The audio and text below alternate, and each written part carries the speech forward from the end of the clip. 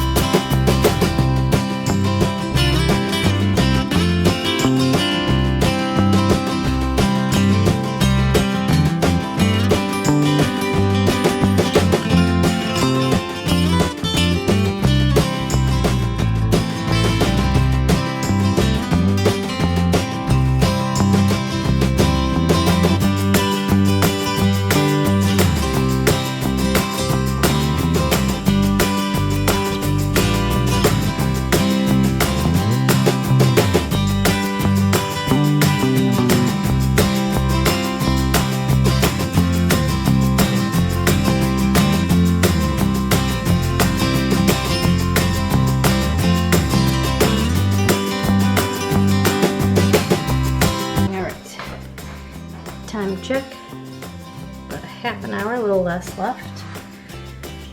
We have made the bed, folded the laundry. Next we are going to do the front hall closet.